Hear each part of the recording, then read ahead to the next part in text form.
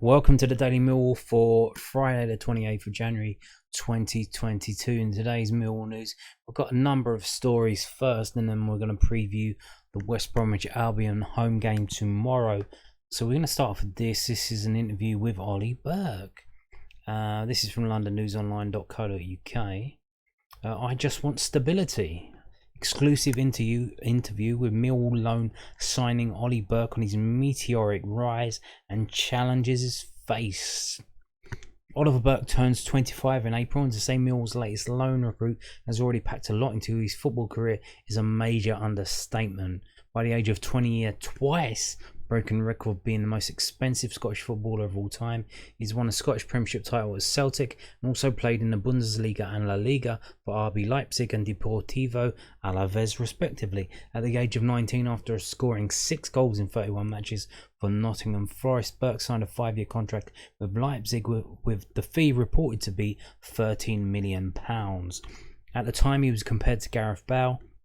Few footballers have to deal with that level of hype, so how did Burke handle it? You know what? Because I was so young, I actually had no idea about transfers and money, he told the South London Press this week. Not until I had an interview and they said to me, "You broke the record," and I went, "Oh, okay, great." I was focused on playing football and seeing where it got me. I never thought about what come into it money-wise. It was crazy with the expectation that was placed on me so early doors, being compared to players who had done it and won everything. They were top players, and I'm only just breaking through and making my mark on things. I'd only just started off. You definitely feel the pressures because everybody expects the world from you and for you to do everything immaculately. But there have definitely been times when there have been ups and definitely downs. Times when there have been downs. It's all experience. I wouldn't change anything at all. It's a hell of a journey already. The next stage will take place in SE16, at least until the start of May. Millwall boss Gary Rowett has wanted to work with Burke before, but it has taken until now for that deal to come to fruition. Burke had not played a championship match for Sheffield United since August 18. I think that's 18th, not the year 2018. Former Blades manager Salvisa Djokanovic claimed he was lacking self-belief. He spoke to me about that and I agree with him, said Burke. Football is such a confidence game at times. Without playing football and having that trust in the manager to believe in you, to give you those minutes that are required, it's very difficult to be 100% at times and get everything rolling smoothly. Lots of things come into it, like getting those minutes into the legs and your fitness. You lose belief a little bit at times, especially when you're not playing. You self-doubt a little, but I'm a great believer in myself and know what I'm capable of doing. It's just now putting it out there. I need a manager who will believe in me and play me.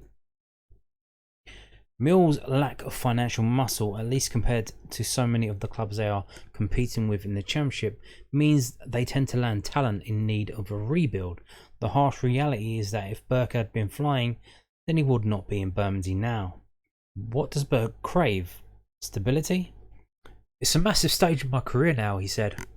I'm 24 and I won't class myself as a young player anymore. I'm a senior pro.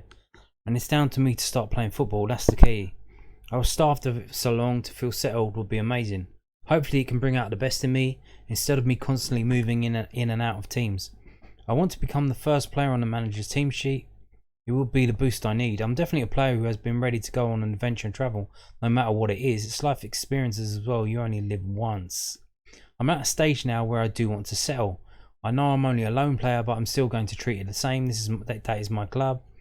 I want to do it for the team, do it for the fans, and do everything I can to put everything into it to help the team to put us in a great position. Just as Burke's rise was meteoric, so too was Leipzig's. Only founded in 2009, they qualified for the Champions League in the 2017-18 season.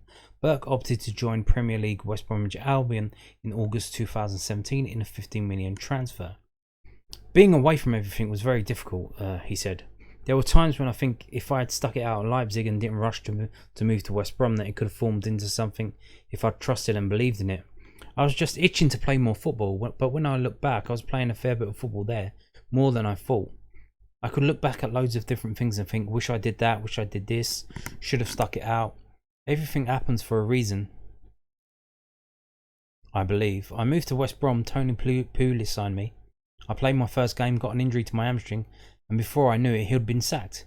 Everywhere I've been since, it's been very chop and change, different managers, Every manager has a different opinion on you and how he wants to play. A prime example is Burke's spell on loan at Celtic. He scored 4 goals in 19 appearances under the guidance of Brendan Rodgers. Then came another change as Neil Lennon made a Parkhead return. Once Brendan left to go to Leicester, the treatment he got from the manager in place, well, subsequently, we do not expect any of our players to go anywhere near Celtic Football Club, said Luke Dowling, West Brom's sporting and technical director at the time. Brendan was an unbelievable manager, said Burke. I felt like I played some of my best bits of football under him. He was very helpful and wanted the best for you. For it to change and someone else come in at such a weird time in the season was different. People come and go from places and you have to adapt. It's difficult when you have momentum and belief in the manager and squad. We still went on to do well under Neil Lennon.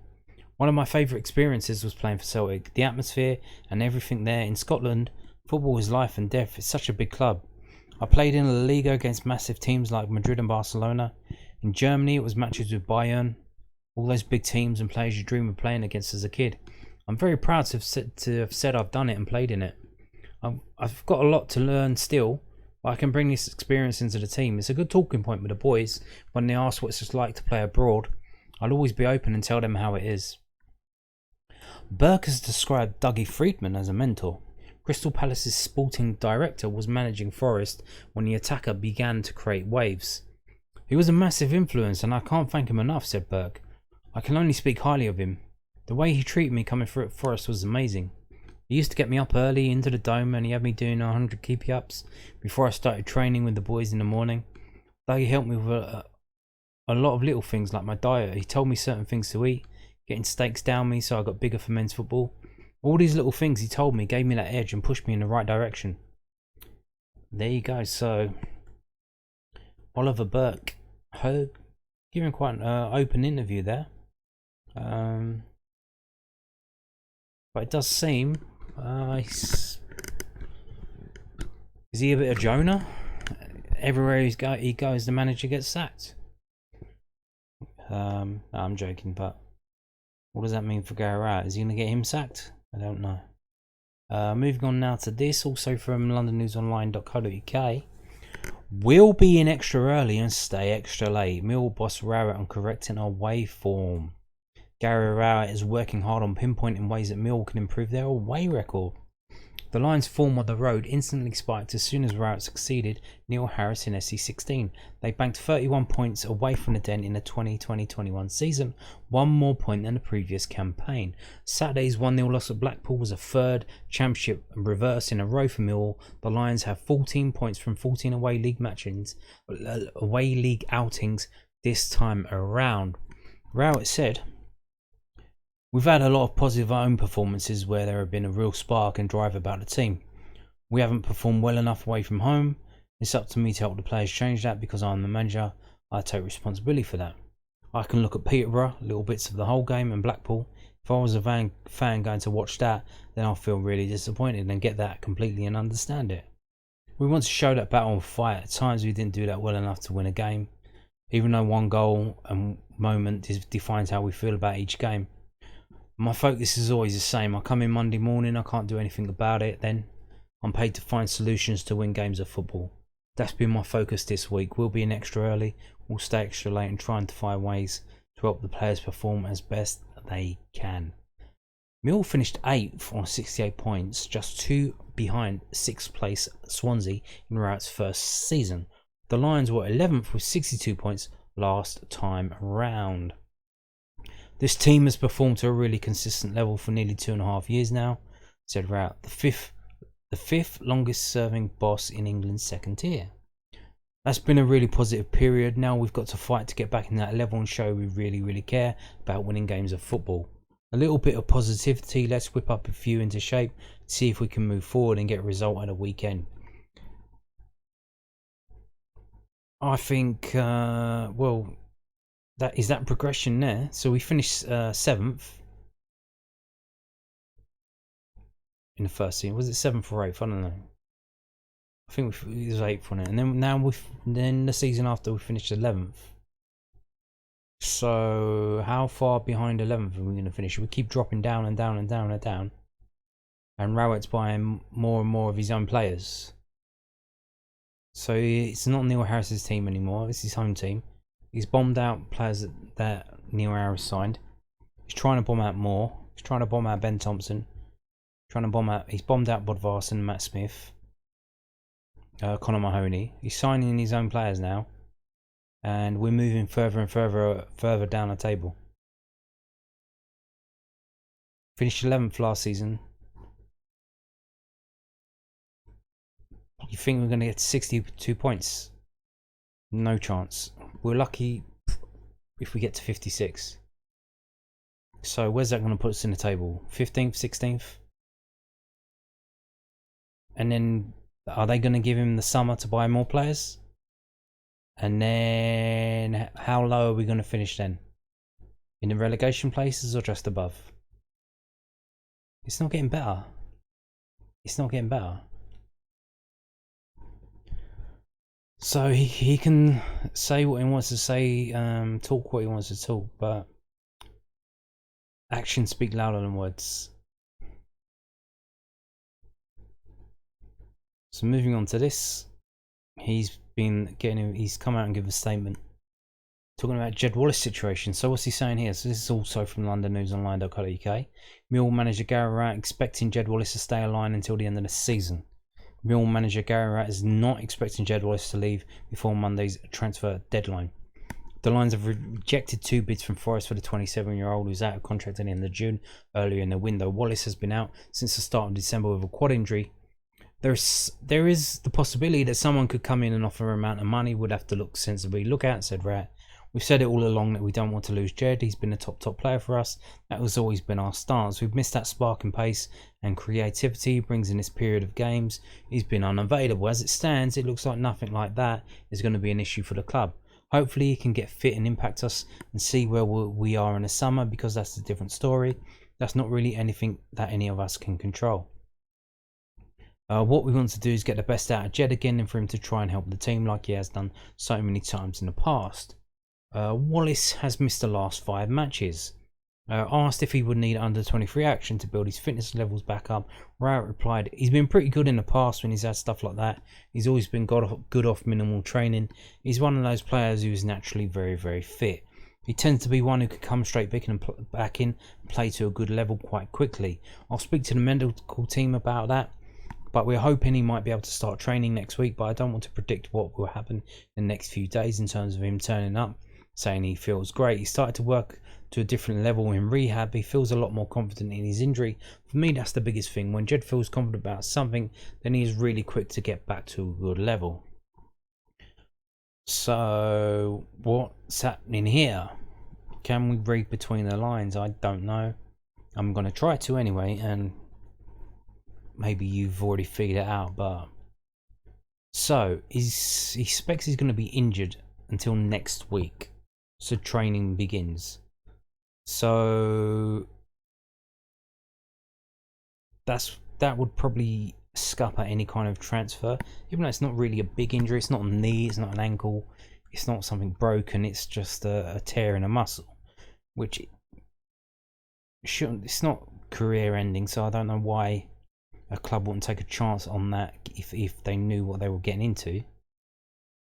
But he could be saying that he's injured until next week, so he's not leaving because he probably won't pass the medical anyway, but he doesn't say that. But then he's saying, so hopefully he can get fit and impact us and we'll see where we are in the summer. Does Gary Rowett genuinely think that we're still going to get up in the playoffs? Does he genuinely think that? In order to do that, we would need to win most of the games that we have left. And he doesn't even play to win any games, so how's that going to happen? We win games and the opposition don't turn up. That's a simple fact. There's only one game when we've actually played very well, and that was the Birmingham game. Everything else has just been garbage. Even when we won, hasn't been that exciting. We let teams outshoot us in terms of ratios of 2-1, and then he's surprised when the team can't defend 20 shots and not concede a goal and keep a clean sheet, while we're only having like 10 shots on goal and they're not scoring. Well, we're not even have 10 shots. We have 10 shots and 4 of them are on target, because that's the ratio how it goes. If we let the opposition have 20 shots, they're going to have 10 of them on target. If you have 10 shots on target, you're very likely you're going to score 1 or 2 goals. It doesn't seem to understand it's basic math. Literally. But so reading between the lines, it seems Jed Wallace won't be leaving because he's probably injured, and probably as well that they haven't discussed it with him in terms of. So if the board members, which were the people involved with probably selling Jed, would be Steve Kavanagh and John Barrelson, if they haven't said to Gary Rowett, Jed might be leaving, we might be giving you money to sign a replacement now, or wait till January, or wait till the summer, then obviously if they haven't spoken about that, then it's probably not going to happen.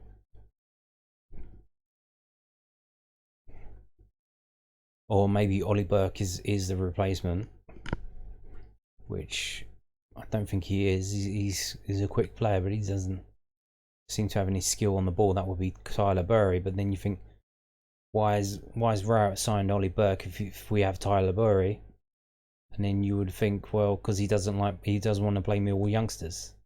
He wants to loan them all out.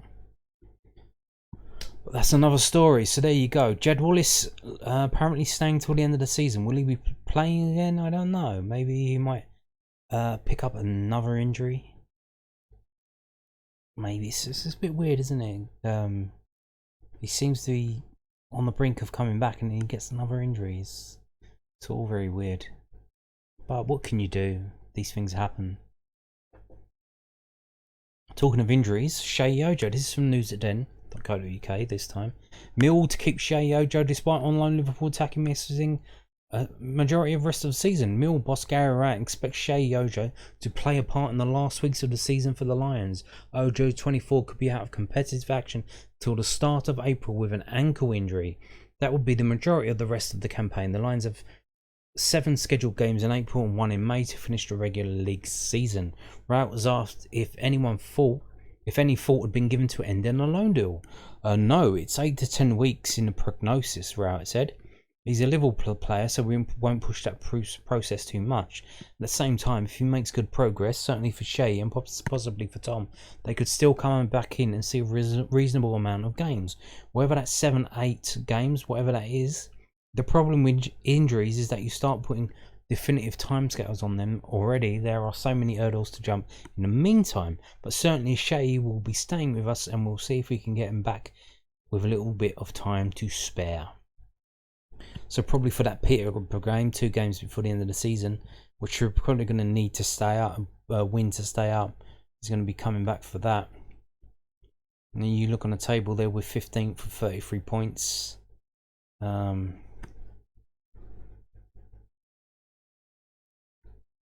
And if we lose tomorrow, we'll be dropping down to about 19th. And if we win, we won't be going anywhere, because you can see the team above us, the team that beat us last week, Blackpool, that we didn't try to beat ourselves, are 3 points ahead of us. So we're going to need to win 2 to catch up to them and hope they don't get a result. And look, the team we're playing in midweek, Preston, are on the same 36 points, just above us as well. So there you go. Sheyi Ojos, injured player, still with us, still online, still paying his wages, not ending the deal because we're going to need him at the end of the season to stay up. There you go. That's the mentality. Before we get to this, so we're getting to the West Brom game now. I just want to bring you this. This is from WBA.co.uk. That's West Brom's site, not the World Boxing Association. And what's happening here? So this is today. They're still trying to sell tickets. Of course, they're in an horrible run themselves, which does give us a chance to win this game. The manager's job is under threat. There's problems in the camp, all kinds of situations going on. They got an allocation of 2,100 and they were still trying to sell them on Friday morning, and they're still going to be selling them tomorrow, Saturday, at the ground. So they're paying on the day.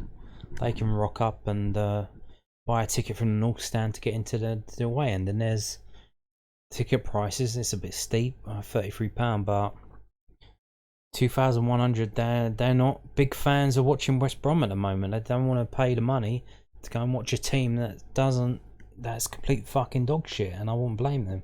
So a lot of Millwall fans feel the same about Millwall. So moving on now. So they've been making moves in the transfer market to help themselves. And here you go. What have they done? They signed Andy Carroll. West Brom signed former England international until the end of the season. And there you go. Former England striker Andy Carroll's joined West Brom Albion on a free transfer until the end of the season. Can he play tomorrow? Carroll signed in time to be eligible for his debut at Millwall on Saturday. And they've signed him to cover because the geezer's injured, so there you go. He's got 82 goals in 354 appearances. He scored twice in 8 championship games for Reading. He signed a short-term contract at Reading, which expired this month, so obviously signed for them, got himself in the shop window and got a better deal. Good for him, but he's probably gonna be involved tomorrow, so let's how will that work out for us? Good or bad, I don't know. So let's get to the game now. Preview of the game. So this is from 11v11.com. It is the historical record of Millwall versus West Bromwich Albion, and if you can see, there's not a lot of games sorting it out in terms of Millwall versus West Brom, West Brom versus Millwall. So the last game, last season, 2020, February. No, it wasn't last season, was it? Was it the season before?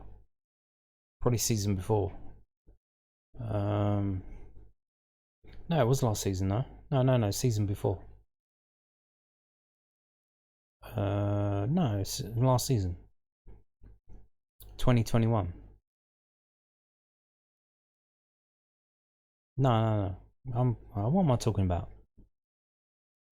We're in 21-22 now. 2020-21 would have been August. Yeah, this was the season before because they were in the Premier League, weren't they?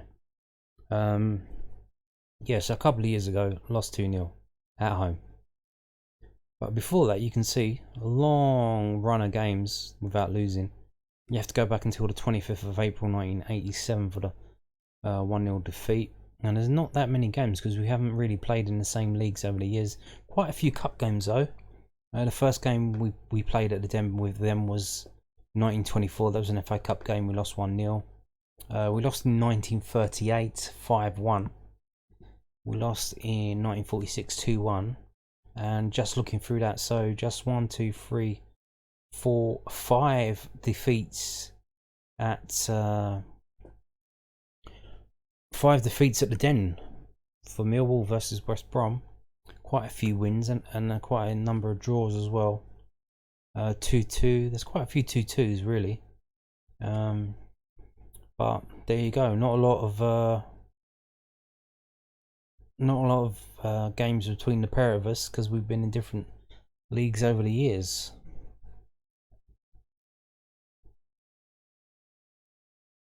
But we did not lose many of them, which I've said before in previous previews. When you have a team that's probably got a bigger name, they've played in our leagues, when they drop down to the level that we're at, it means there's not something not quite right with them. So they're not at their best, so that's why they don't tend to come and beat us. So there you go.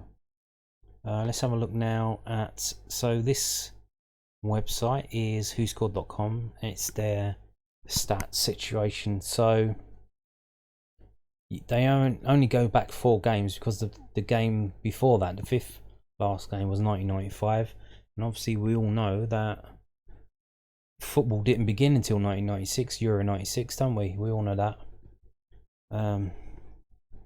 Little joke there. But in these 4 games, West Brom getting 3 players sent off. 2 in 1 game. 2004. Do you remember that game? Shall we pull that up? I don't know. I don't know if it will load up. No, it's not there. Is it there? No, they don't say. Obviously too far back. I could probably find it, but I don't remember that game. I do remember that I think it was a Stoke game where we had 2 players sent off, and Paul Shaw came on as a sub and I think won the game. But yeah, 2 players sent off in the same game. 2004 in April 2019 the players sent off. So, and you can see these 4 games, four goals for Mill, 3 goals for West Brom, 2 wins for us, 1 for them, and 1 draw. So, and here we are in a table. They are 5th, we're 15th. We've played 2 less games than them, but they've got 12 wins, 7 defeats. They've only scored 34 goals, so that's not a lot. If you compare them to Fulham and Bournemouth, that's not a lot. But they've only conceded 22, so they've got decent defence. It's just they can't score, which probably why they brought Andy Carroll in to help that out.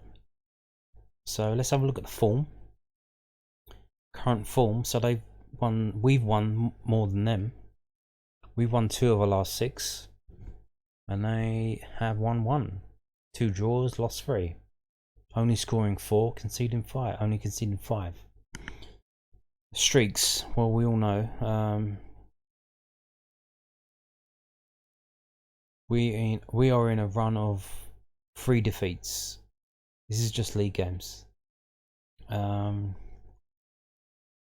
That's overall. And failed to score we're in 2 in a row. In terms of home games, not really much going on there. So yeah, if you go home form, so we're 7th in the home form table, and they are 19th in the away form table, and just above us. So they are very bad away from home at the moment, and we're not that bad at home. So this could be a game that we could win if we try to win it. If we actually go out and try and actually win it, might be possible to do that. And you can see how their away form is now. If you look here where I've sorted out, they failed to score in 5 of their last 6 away games. They haven't scored. They can't score. Probably because they try and defend. Probably like us. I don't know. I didn't watch them play. QPR, they lost 1-0. So it does seem they're trying to defend, because they're not losing by much. They're losing 1-0. The only time they scored was at Coventry, which was the last time we won. So that's probably an indictment of Coventry, because we won 1-0 there and they won 2-1 there. So probably says something about Coventry. So maybe we might throw that out. But you can see here 2 0-0s and 3 1-0 defeats for West Brom on their away travels. That is why the manager is getting a lot of stick. And if he doesn't get a result in this game, he will be fired, probably, most likely. Whereas if we look at Millwall's home form, now, not a lot going on here. Now, of course, the Forest game, we lost 1-0. Right at the end, the throw that got intercepted on the break, ended up scoring. We had players getting injured, which crippled us, realistically. We lost to Crystal Palace. We had the backup keeper in goal. Probably could have won that game if Bart was in goal, maybe. I don't know. At least get a draw. And before that was the fantastic and utterly brilliant result of 3-1 against Birmingham. Probably Gary Ratt's best performance as a Mill manager. And then, but you go back. You have to go back to the Reading game for the last clean sheet at home. So a clean sheet tomorrow is very much a real possibility with West Brom's failure to score on their travels. That's very much another chance for us to get a clean sheet. Now they're throwing Andy Carroll into the mix. Who's going to deal with him? Will it be Hutch? Will it be Cooper? Maybe Jed Wallace? I don't know. But we'll see how it goes. But are we going to score at the other end? If Tyler Berry plays, it could be a possibility. If he's the main focal point, maybe with a phobia up front, Tyler Berry behind him, that might be a possibility. Maybe you can stick Burke on the wing. Who knows? Who knows? But if go right, you need to try and win this game. This is a winnable game. This is a team that's suffering. They can't score, so we do not need to defend so hard against a team that has scored only 2 goals in the last 6 away games. Please try and win the game. And there's all the strengths and weaknesses. Obviously you can see more strengths for West Brom, but also more weaknesses, and both teams have trouble finishing scoring chances. Amen to that. So here they go. West Brom will dominate possession. That's probably why they're struggling to score. Do they pitter-patter it around the back? That's probably why they only end up losing 1-0 or getting a 0-0 draw, because if they're fucking around, passing it between each other from defence to midfield and back again, that will shorten the length of time. And obviously, like I said before, if how many shots they have on goal, if they only have 10 shots on goal, 4 of them will be on target, 1 of them might be a goal. If you don't shoot, you don't score. The more you shoot, the more you score. Simple maths. So if they're one of these teams that fucking tip tap, it might look good on a television, but you ain't gonna win. You ain't gonna win a game like that. So maybe, hopefully, they'll do that and we'll completely fucking ruin them. That would be good to see. I hate that shit. I really do hate that shit. The only time you should be doing that is if you're in the lead and you're trying to take the piss out of the opposition, and we go where all the fans go ole, ole every time there's a pass, and you get 20 passes in a row. That's the only time you should be doing that. When you're trying to keep the ball because you got the lead, not from a starting position of 0-0. You shouldn't be doing that shit. Attack the opposition, try and score a goal. Let's move on to predictions then. So, David Prutton, what is he predicting? This is from SkySports.com. What is the prediction from David Prutton? Let's see how far we have to scroll down. Probably not that far, because West Brom are a team in this league that everyone wants to see. Here we go. 3 defeats in a row now for Millwall. It's starting to feel like another season mid-table for them, unless they start putting a real run together.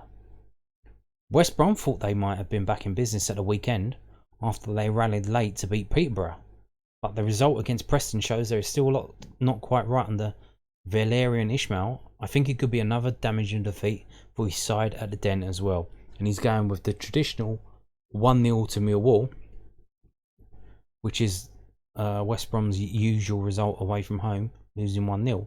So he's going Millwall 1, West Brom 0. That would be good. That would be good. And here is whoscored.com and their prediction. What did they predict? So they got possible lineups, which is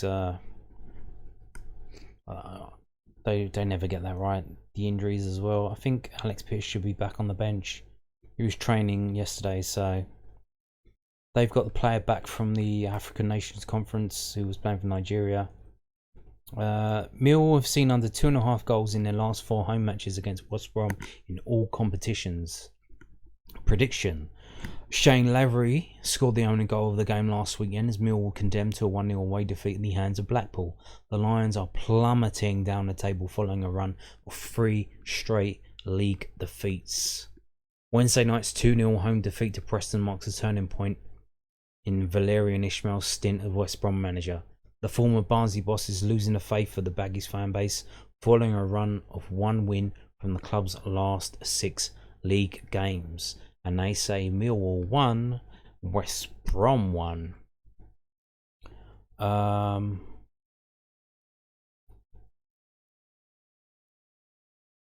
I can see if it's going to be a draw, I think it's going to be a 0-0 draw. But I don't think it's going to be a draw. I think Gary Rowett, like Houdini, when the pressure's on, he knows how to do a little jink and get out of it.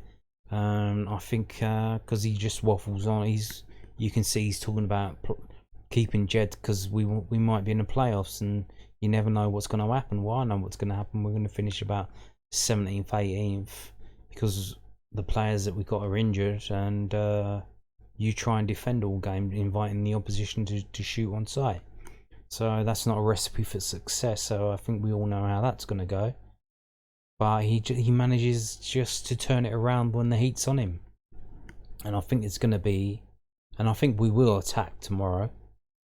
I think the fans are going to get behind the team. They're going to be excited to see Oli Burke. They always love new players. That's why they keep calling for the youth to come in until they actually do come in. And if they don't do that well, they get on their backs as well. The fans are very unique in that way, but I think the fans are going to be up for it. I think the players are going to be up for it. I think West Brom, if they just play how they want to play, if they've already been playing and they don't change anything, then nothing's going to change. And I think you could see Millwall winning.